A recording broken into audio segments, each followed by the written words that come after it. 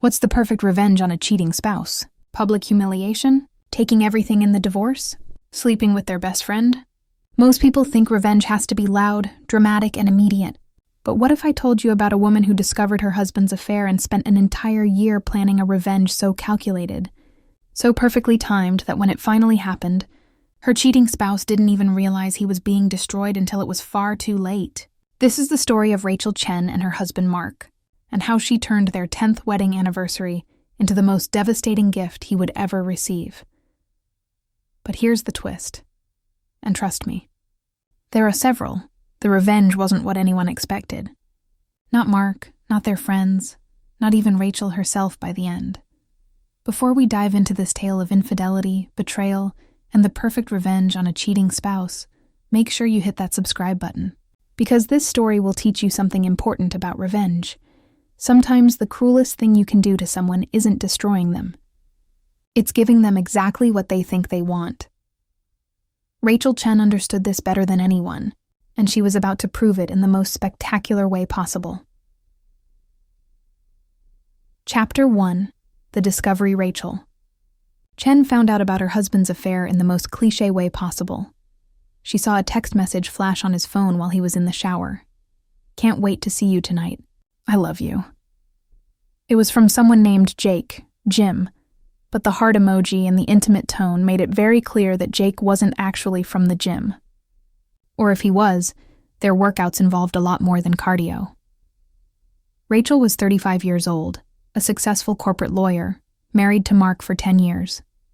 They had no children, a mutual decision they'd made early in their marriage so they could both focus on their careers. They lived in a beautiful home in the suburbs, took exotic vacations, and from the outside, appeared to have the perfect marriage. Rachel sat on their bed, Mark's phone in her hand, feeling her entire world shift beneath her feet. She'd suspected something was off for the past few months. Mark had been distant, working late more often, spending more time at the gym. But Rachel had convinced herself she was being paranoid, that the stress of her recent promotion was making her imagine problems that didn't exist. But here it was, in black and white text. Mark was cheating on her. The shower turned off. Mark would be out in seconds. Rachel quickly put his phone back exactly where he'd left it and stood up, her mind racing. She had a choice to make right now, in this moment, that would define everything that came next. She could confront him. Scream, cry, demand answers, throw things. That's what her emotions wanted her to do. Or she could pretend she hadn't seen anything. Play along. Give herself time to think, to plan, to figure out exactly how she wanted to handle this betrayal. Rachel Chen was a lawyer. She'd spent 15 years building a career on strategic thinking, careful planning, and never revealing her hand until she was ready to win. So when Mark came out of the bathroom with a towel wrapped around his waist, Rachel smiled at him and asked what he wanted for dinner. Mark kissed her on the forehead and said he actually had to work late. Client emergency. He'd grab something at the office. Rachel nodded understandingly and watched her cheating spouse walk away, already planning his evening with someone named Jim. And she began to plan the most elaborate revenge on a cheating spouse that anyone had ever executed. Chapter 2: Thubawi. Investigation. Over the next 2 weeks, Rachel conducted an investigation that would have impressed a private detective, but she didn't hire a private detective. She was too smart for that. Hired investigators leave paper trails, bills, evidence that could be used against her later. Instead, Rachel used her legal skills and her access to Mark's life to piece together the truth herself. She installed tracking software on Mark's phone during one of his showers. She checked his credit card statements for charges at restaurants and hotels she didn't recognize. She followed him twice, carefully, professionally, making sure he never suspected. What Rachel discovered was worse than a simple affair. Mark wasn't cheating with someone named Jake from the gym. Jake was actually Jennifer Lawson, Mark's colleague at the architecture firm where he worked. The gym contact name was Mark's pathetic attempt at hiding the affair. Jennifer was 28, beautiful, ambitious, and apparently very much in love with Mark. Or at least, very much in love with the idea of Mark. But here's what made Rachel's blood boil. Mark had been telling Jennifer that he was planning to leave Rachel. That their marriage was loveless, that Rachel was cold and focused only on her career, that he'd been wanting out for years, but hadn't found the courage until he met Jennifer. Rachel read text messages where Mark painted himself as the victim of an unhappy marriage, finally finding true love with a woman who understood him. He told Jennifer they would be together soon as he figured out the best way to tell Rachel. Every word was a lie. Rachel and Mark's marriage hadn't been perfect, but it had been good. Or so Rachel had thought. They had date nights, they laughed together, they supported each other's careers. Mark had never once mentioned being unhappy. But apparently, Mark had been creating a fictional narrative about his marriage to justify his affair. He'd made Rachel into a villain in his story, so he could be the hero finding true love. Rachel read through months of messages, each one more intimate, more revealing, more devastating than the last. Mark and Jennifer had been together for 8 months. 8 months of lies, of working late, of client emergencies, of betrayal. But what pushed Rachel from heartbroken wife to calculating avenger was one specific text message Jennifer had sent. Mark a message asking when he was finally going to leave Rachel. Mark's response, "Soon, babe. Our 10th wedding anniversary is in 6 months. I figure I'll wait until after that. Get through the anniversary, let her feel secure, then drop the bomb. It'll be easier that way." Mark was planning to wait until after their 10th anniversary to ask for a divorce. He was going to let Rachel plan an anniversary celebration, let her believe their marriage was solid, then destroy her right after. Rachel sat in her home office, reading that message over and over, and something cold and calculating settled over her. She'd been thinking about confronting Mark, about filing for divorce, about simply ending this marriage and moving on with her life. But that text message changed everything. If Mark wanted to wait until after their 10th anniversary to destroy her life, then Rachel would give him exactly that. She'd wait until their 10th anniversary too, and she'd make sure it was an anniversary he would never forget. Chapter 3. The Year of Pretending. The next 6 months were the hardest of Rachel's life. She had to pretend everything was normal while knowing her cheating spouse was planning to leave her. She had to smile at Mark over dinner while knowing he'd been texting Jennifer just minutes before. She had to sleep next to a man who was betraying her every single day. But Rachel was good at performing. Lawyers are by necessity excellent actors, and Rachel played the role of loving, unsuspecting wife with Oscar-worthy dedication. She kept her routine exactly the same. She went to work, came home, had dinner with Mark. She initiated sex sometimes, because not doing so would have been suspicious. She planned date nights. She talked about their future together, about maybe finally trying for children, about the vacation they should take next year. And all the while, she gathered evidence. Every text message, every credit card charge, every lie was documented and saved in a secure cloud account that Mark didn't know existed. But Rachel wasn't just collecting evidence for a divorce. She was planning something far more sophisticated than simply taking Mark to court. She was planning a revenge on her cheating spouse that would hit him where it hurt most: his carefully constructed image of himself. Because here's what Rachel had figured out about Mark through reading his messages with Jennifer. Mark needed to be seen as a good guy. He needed to believe he was a good guy. That's why he'd created this elaborate story about being trapped in an unhappy marriage. He couldn't just be a man cheating on his wife. He had to be a man making the brave choice to leave a loveless marriage for true love.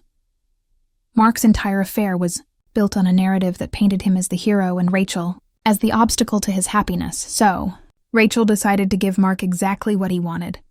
She'd play the role of the cold, career-focused wife who took him for granted.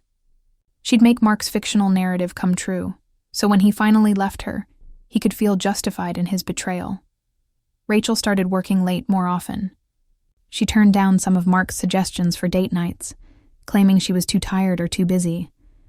She became a little less affectionate, a little more distracted. Nothing dramatic enough to seem intentional, just enough to confirm the story Mark was telling Jennifer, and Mark ate it up.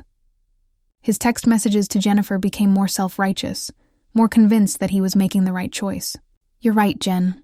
I deserve to be happy. Rachel's so focused on work, she barely notices I exist anymore. Rachel watched her cheating spouse justify his affair by pointing to behavior that she'd deliberately created to give him that justification, and she felt a cold satisfaction settle into her bones. Mark thought he was the one in control of this narrative. He thought he was managing the situation, timing his exit, planning his future with Jennifer. He had no idea that Rachel was 10 steps ahead of him, planning a revelation that would destroy not just his affair, but the entire fictional narrative he'd built around it.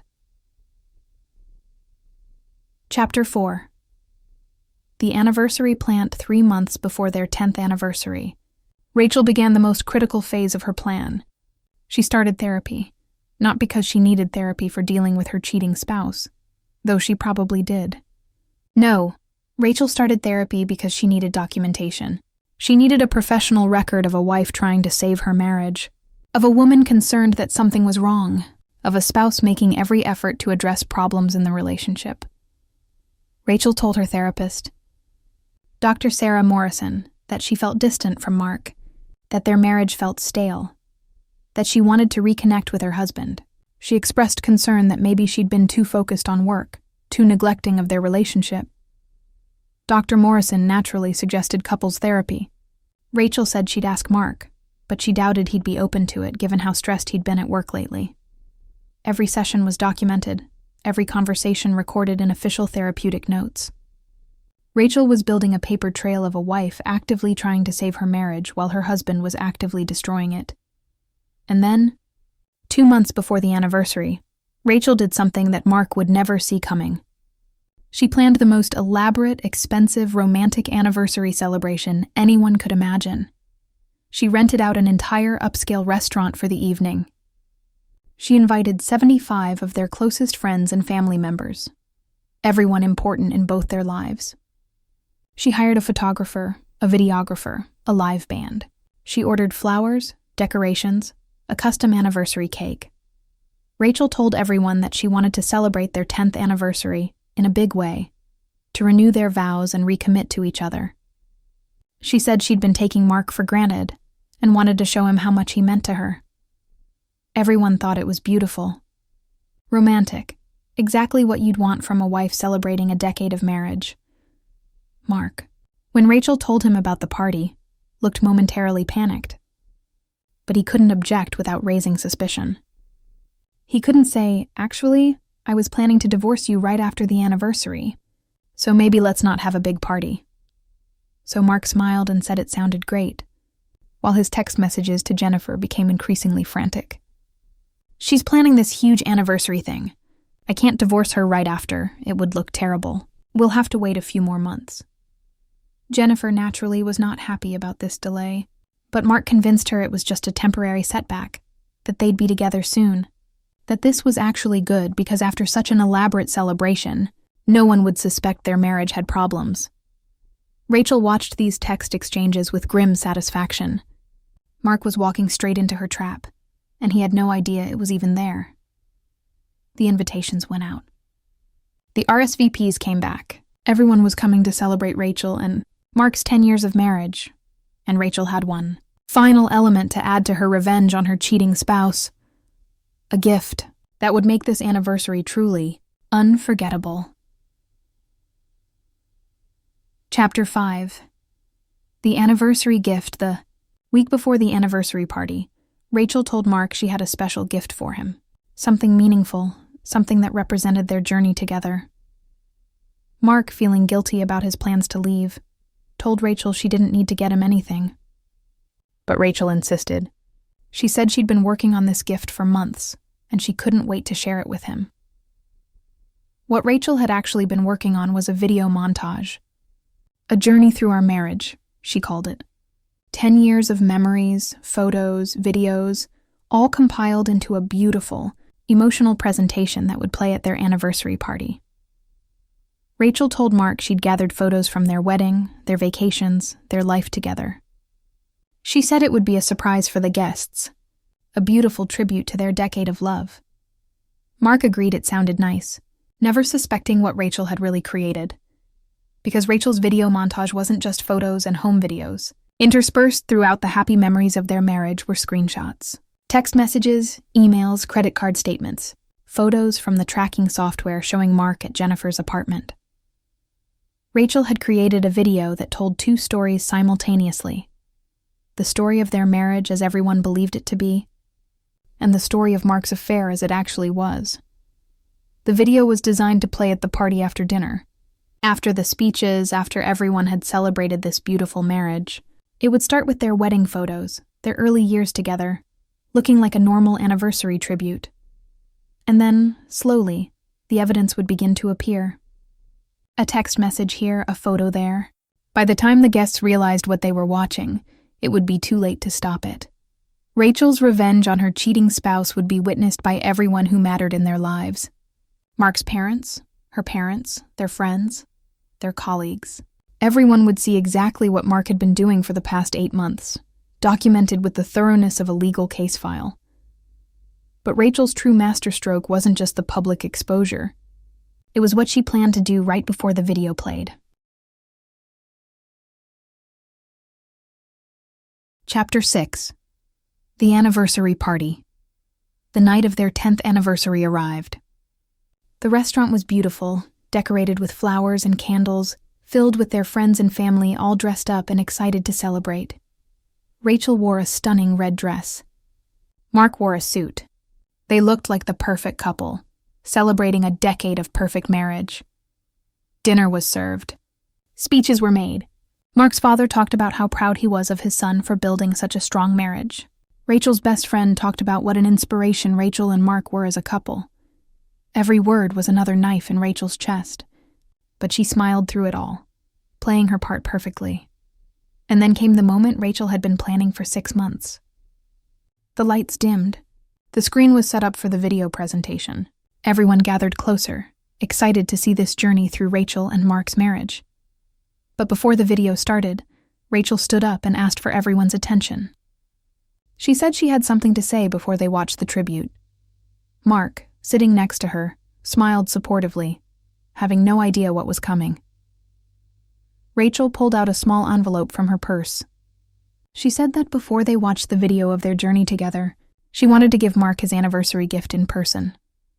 She handed him the envelope in front of all their friends and family, cameras recording every moment. Mark opened the envelope, expecting maybe tickets to a vacation or some other romantic gesture. Inside were divorce papers. Already filed, already processed, legal and binding. Mark stared at the papers, his face going white. He looked up at Rachel, confusion and panic in his eyes. Rachel smiled at him, that cold lawyer smile she used in court when she knew she'd won.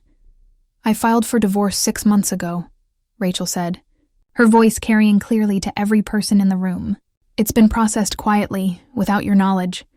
Under state law, I was able to file without your signature given that I could prove adultery, and the marriage was irretrievably broken." Mark tried to speak, but Rachel held up her hand.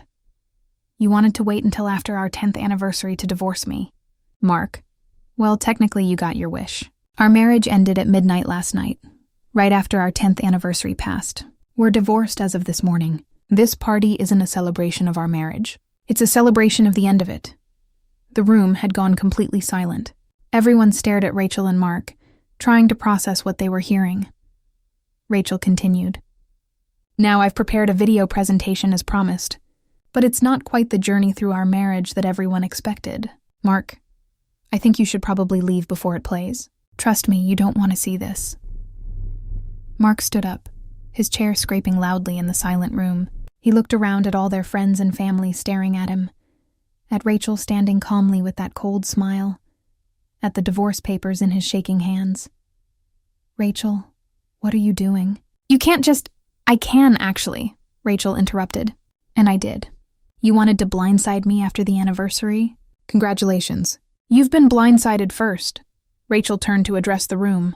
"I apologize to everyone here for the deception. I know you came to celebrate a marriage. Instead, you're going to witness the truth about what that marriage really was. If anyone wants to leave now, I understand. But I promise you, what you're about to see will explain everything." No one moved. The shock of the moment had frozen everyone in place. Even Mark stood there, unable to process what was happening fast enough to leave before the video started. Rachel nodded to the videographer, who started the presentation. And everyone in that room watched as Rachel's carefully compiled evidence revealed the truth about Mark's 8-month affair, displayed with the clinical precision of a legal case presentation. Chapter 7. The reveal. The video played in complete silence. At first, it showed exactly what everyone expected. Wedding photos, vacation pictures, happy moments from Rachel and Mark's 10 years together. But then, interspersed between the happy photos, came the screenshots, text messages between Mark and Jennifer, starting innocent and escalating to explicitly romantic. I love you. I can't wait to be with you. Soon we'll be together officially. Credit card statements showing charges at hotels, restaurants, jewelry stores, all dated and documented with timestamps that proved these were happening during their marriage.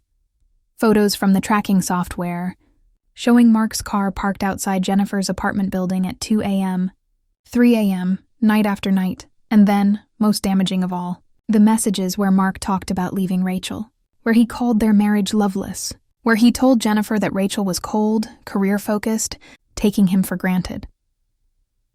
The video played these messages right next to the photos of Rachel and Mark from the same time periods, photos of them at dinners, on vacation, celebrating birthdays.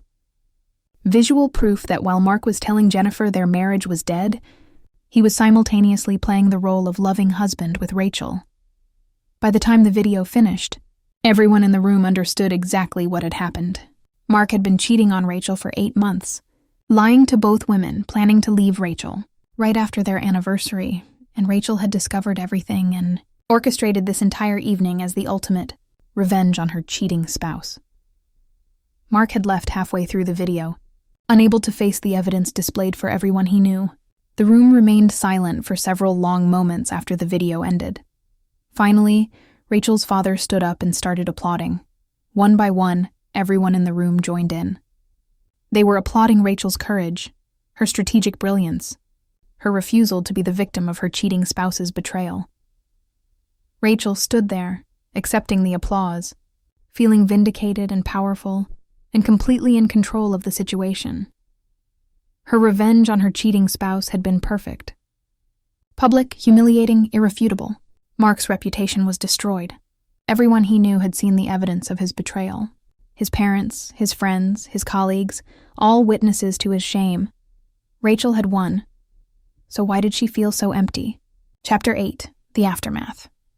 The party ended shortly after the video. People came up to Rachel, offering support, telling her how brave she was, how Mark didn't deserve her. Rachel smiled and thanked them, playing the role of strong woman getting revenge on her cheating spouse perfectly.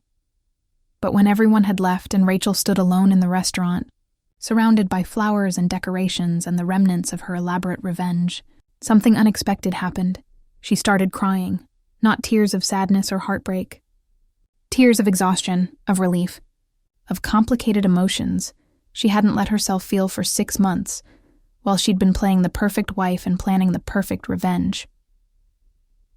Rachel had spent half a year living a lie, pretending her marriage was fine while gathering evidence against her cheating spouse. She'd manipulated Mark, created situations, orchestrated this entire evening with the precision of a military operation, and yes, she'd won. She'd exposed Mark publicly, destroyed his reputation, gotten her revenge on her cheating spouse in the most spectacular way possible. But what had she actually gained? A divorce she could have gotten 6 months ago with a simple filing, public vindication from people she might never see again now that her marriage was over. The satisfaction of knowing Mark was humiliated, but Rachel had also lost 6 months of her life. 6 months she'd spent pretending, planning, obsessing over revenge instead of healing and moving forward. 6 months she could have been processing her heartbreak, starting therapy for real instead of as a strategic move, beginning to rebuild her life. Rachel sat down at their anniversary table, still set for 2, and wondered if her elaborate revenge on her cheating spouse had actually been worth the cost. Chapter 9. The twist. 3 days after the anniversary party, Rachel received an unexpected visitor at her house. It was Jennifer Lawson, the other woman, standing on Rachel's doorstep looking nervous and determined. Rachel's first instinct was to slam the door. But curiosity got the better of her, and she let Jennifer in. They sat in Rachel's living room, two women connected by the same cheating man, and Jennifer said something that Rachel wasn't prepared for. "I'm sorry," Jennifer said quietly, "for the affair, for believing Mark's lies, for being part of hurting you. I saw the video, someone at the party recorded it, and it's been shared around. I saw everything." Rachel said nothing, waiting to see where this was going. "But I wanted you to know something," Jennifer continued. "Something I don't think you know. Mark was cheating on both of us." Rachel felt a cold shock run through her. "What?" Jennifer pulled out her phone and showed Rachel text messages and photos, evidence that Mark had been seeing another woman, a third woman, for the past 2 months. Someone he'd met at a conference. Someone he'd been telling a similar story to about leaving his girlfriend soon. "He told me he was just waiting for the right time to leave you," Jennifer explained. "But he was telling Emma that he was just waiting for the right time to leave me. Mark wasn't planning to divorce you and be with me. He was juggling all of us, keeping his options open, probably planning to end up with whoever was most convenient." Rachel stared at the evidence on Jennifer's phone, feeling something break inside her that she hadn't known was still intact. Her entire revenge had been based on the assumption that Mark was leaving her for Jennifer, that their affair was a genuine relationship, just one that happened to involve betraying Rachel. But it wasn't. Mark hadn't been choosing Jennifer over Rachel. He'd been playing everyone, lying to everyone, keeping multiple women on strings while he figured out what he really wanted. "Why are you telling me this?" Rachel asked. Jennifer looked down at her hands. "Because your revenge on your cheating spouse wasn't enough. Mark's reputation is damaged with your friends and family, sure. But at work, where I am, people are treating him like the victim. Like you were the crazy ex-wife who couldn't handle him finding love elsewhere. He's been spinning this narrative that you were controlling, that you manipulated the whole party, that he's the one who got trapped in a toxic relationship." "And Emma?" Rachel asked. "The third woman? She believes him," Jennifer said bitterly. "She thinks she's the one he really loves, that everyone else was just mistakes along the way. She's going to get hurt just like we did." Rachel sat back, processing this information. Her perfect revenge suddenly seemed not so perfect. Mark was already rebuilding his reputation, already finding new victims, already escaping the consequences of his actions. "So what do we do?" Rachel asked. Jennifer smiled grimly. "I thought you'd never ask." Chapter 10. The Real Revenge Over. The next month, Rachel and Jennifer formed the most unlikely alliance. Two women who'd been played by the same cheating spouse, working together to ensure he faced real consequences. Jennifer provided evidence from inside Mark's workplace, documented proof of Mark using company resources for his personal affairs, charging dates with multiple women to his company credit card, lying on expense reports. Rachel used her legal expertise to compile everything into a comprehensive report that she submitted to Mark's company's HR department and ethics board. But they didn't stop there. Rachel contacted Emma, the third woman, and provided her with evidence of Mark's pattern. Screenshots showing he'd used identical lines with all three women, proof that he'd told each of them they were the one, while maintaining relationships with the others. Emma, initially defensive, eventually couldn't deny the overwhelming evidence. She broke up with Mark and added her own evidence to the growing case against him. The three women didn't become friends exactly. Their connection was too complicated, too rooted in shared betrayal. But they worked together with a single purpose, making sure that Mark's cheating spouse behavior caught up with him in ways that actually mattered. The results were systematic and thorough. Mark was fired from his architecture firm for misuse of company resources and ethical violations. Several professional contacts he'd been courting for business deals backed out when they learned about his behavior. His social circle, which had initially been sympathetic, turned against him when Emma shared her story, making it clear this was a pattern, not a one-time mistake. Rachel's elaborate anniversary party revenge had been public and dramatic. But this quieter, more methodical revenge on her cheating spouse was far more effective. Mark didn't just lose his reputation in one spectacular moment. He lost his career, his professional network, his future prospects. The consequences followed him in ways that couldn't be escaped or explained away. And through it all, Rachel realized something important. The best revenge on a cheating spouse isn't the most dramatic or the most public. It's the one that ensures they actually face consequences for their actions, that prevents them from hurting others the same way they hurt you. Chapter 11.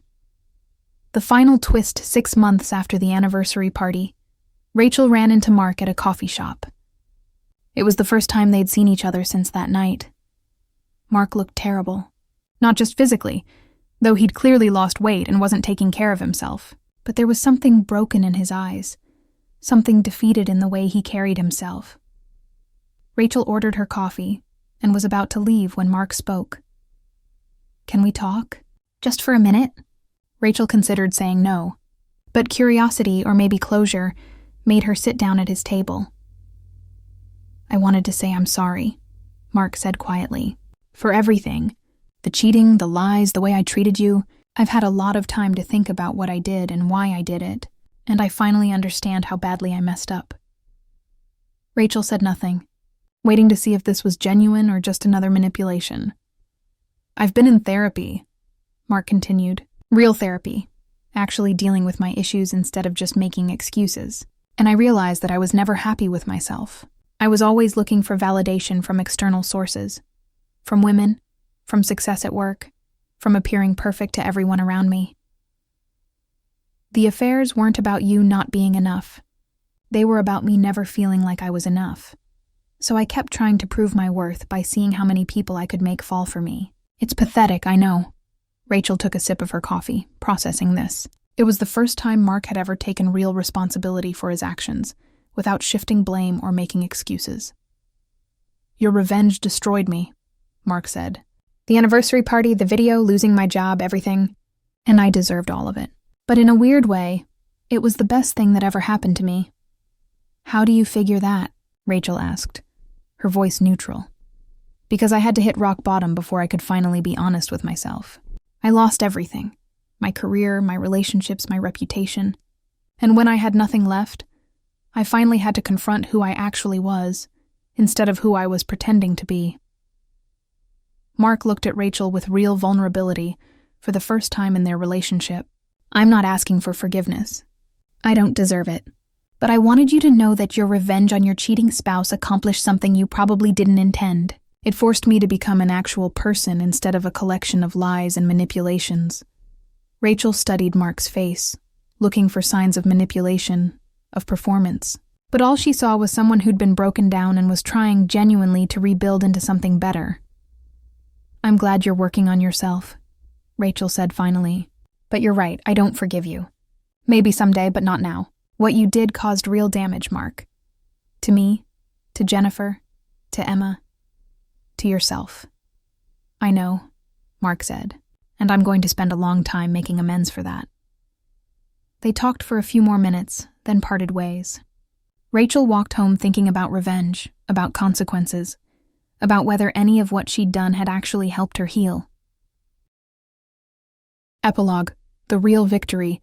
2 years after her elaborate revenge on her cheating spouse, Rachel Chen was sitting in her new apartment, smaller than the house she'd shared with Mark, but completely hers, when she realized something important. The revenge hadn't healed her. The public humiliation, the exposure, the systematic dismantling of Mark's life, none of it had actually addressed her pain or helped her move forward. What had helped was what came after. The therapy she finally engaged with, honestly, the friendships she rebuilt, the time she spent figuring out who she was outside of being Mark's wife. The new relationship she'd cautiously begun with someone who treated her with respect and honesty. Rachel's elaborate anniversary party revenge had been satisfying in the moment. But it had also kept her tied to Mark, obsessed with his destruction, focused on his life instead of her own. The real victory hadn't been destroying her cheating spouse. It had been building a new life that didn't include him at all. Rachel heard through mutual friends that Mark had moved to another city, started a new career, was apparently doing the work to become a better person. She felt nothing about this news. Not satisfaction, not anger, just indifference. That indifference, more than any revenge, was her real victory over her cheating spouse. Because the best revenge isn't destroying someone who hurt you. It's building a life so good that they become completely irrelevant to your happiness. Rachel had learned that lesson the hard way, but she'd learned it nonetheless. So what's the perfect revenge on a cheating spouse? Is it public humiliation? Systematic destruction of their career and reputation, making them face consequences for their actions? Or is it simply healing, moving on, and building a life where they don't matter anymore? Rachel's story shows us that revenge can be satisfying in the moment, but it doesn't actually heal the wounds caused by betrayal. It keeps you tied to the person who hurt you, focused on their destruction instead of your own growth.